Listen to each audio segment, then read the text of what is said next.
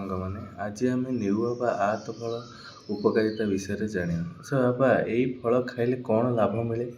ନିଶ୍ଚିନ୍ତ ଏହା ବହୁତ ଭଲ ଫଳଟି। ନେଉଆ ଫଳ ଶରୀରକୁ ଶକ୍ତି ଦେଇଥାଏ ଏବଂ ବହୁତ ଟେଷ୍ଟ ହୁଏ। ଏହା ଶିଶୁଠାରୁ ବୃଦ୍ଧା ପର୍ଯ୍ୟନ୍ତ ସମସ୍ତେ ଖାଇପାରିବେ।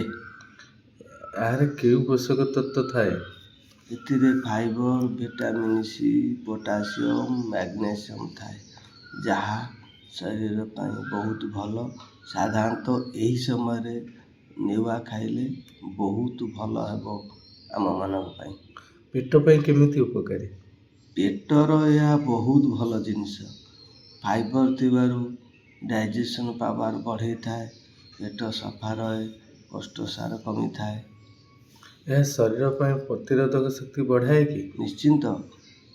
ଭିଟାମିନ୍ ସି ଏହି ନେଉଆ ଫଳରେ ଭରପୁର ଭାବରେ ରହିଛି। ଏହା ପ୍ରତିଦିନ ଖାଇଲେ ରୋଗ ପ୍ରତିରୋଧ ଶକ୍ତିକୁ ଭଲ କରେ। ଏବେ ତ ପ୍ରାୟ ଡାକ୍ତରମାନେ କହୁଛନ୍ତି ଯେ ପ୍ରତ୍ୟେକ ଦିନ ଗୋଟି ଏଇ ନେଉଆ ଖାଇବା ପାଇଁ। ଶିଶୁ ପାଇଁ ଏହା ଉପଯୋଗୀ କି? ନିଶ୍ଚିନ୍ତ। ଶିଶୁମାନେ ଏହାର ମିଠା ପସନ୍ଦ କରନ୍ତି। ଏହା ଶକ୍ତି ପୋଷଣ କରିଥାଏ। ମଞ୍ଜି ମଧ୍ୟ ଖାଇପାରିବେ କି? ନା, ମଞ୍ଜି ଖାଇବା ଉଚିତ ନୁହେଁ। କେବଳ ଭିତର ସଫେଦ ଖାଇପାରିବେ।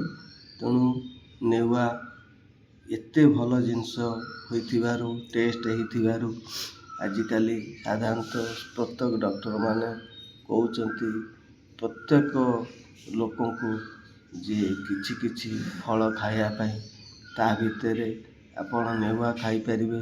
ନେଉଆ ତ ସାଧାରଣତଃ ବାଡ଼ି ବଗିଚାରେ ହେଇଥାଏ ଏବଂ ଆପଣମାନଙ୍କୁ ଅନୁରୋଧ ଏଇଭଳି ନେଉଆ ଗଛ ଲଗାନ୍ତୁ, ତା'ର ଫଳ ଖାଆନ୍ତୁ, ସୁସ୍ଥରେ ରୁହନ୍ତୁ। ଜୟ ଜଗନ୍ନାଥ।